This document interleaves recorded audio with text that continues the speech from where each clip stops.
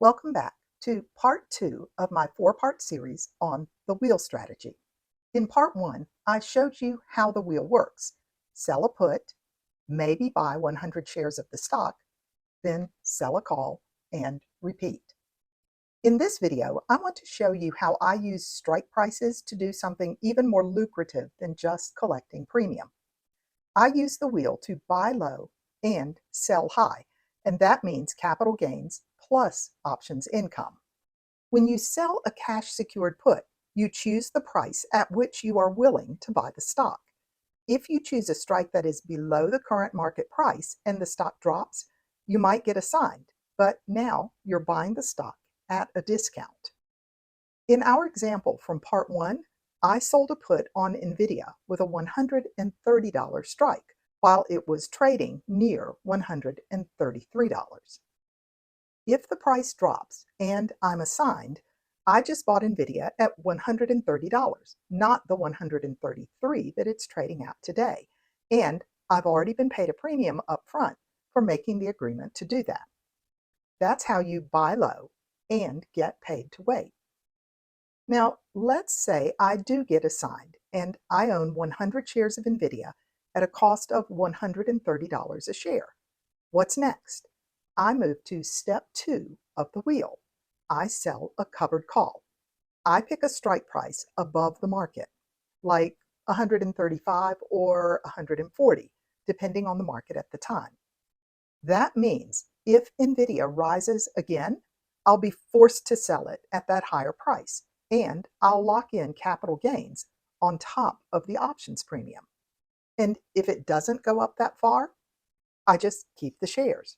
I collect the premiums and I do it again next month. Either way, I win. Let's jump back into ThinkorSwim and look at NVIDIA again. I already have shares in this account, so we have some to work with for the demonstration.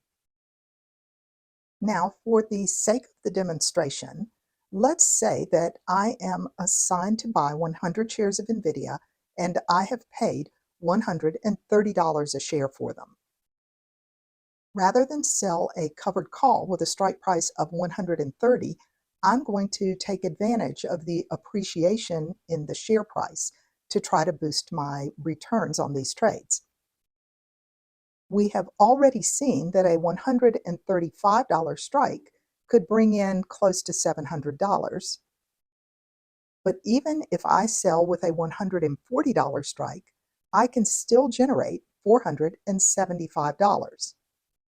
And if the shares are called away from me because I only paid $130 for them, I'll make $1,000 in capital gains in addition to the $470 in options premium.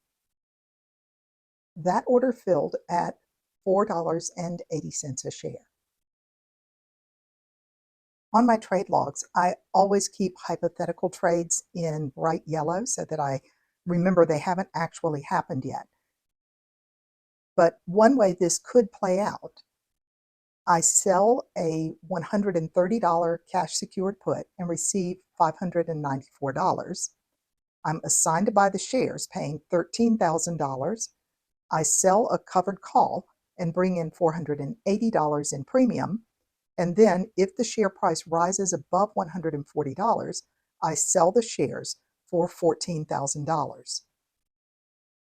That means in addition to the options premium of $594 and $480, I've also made $1,000 in capital gains.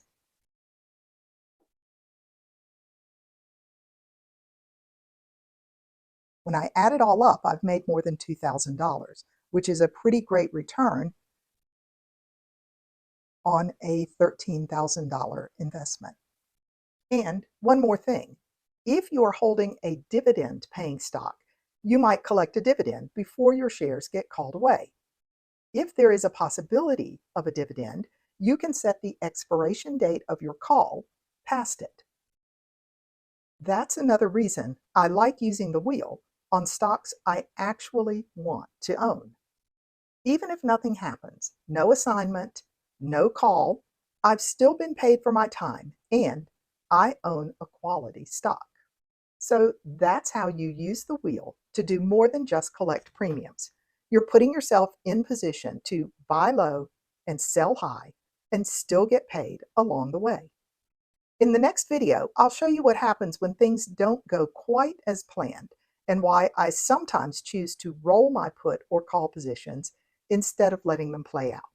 And if you want to dig deeper into how I manage my trades, I've got tutorials and tools linked below, plus the full playlist if you missed part 1.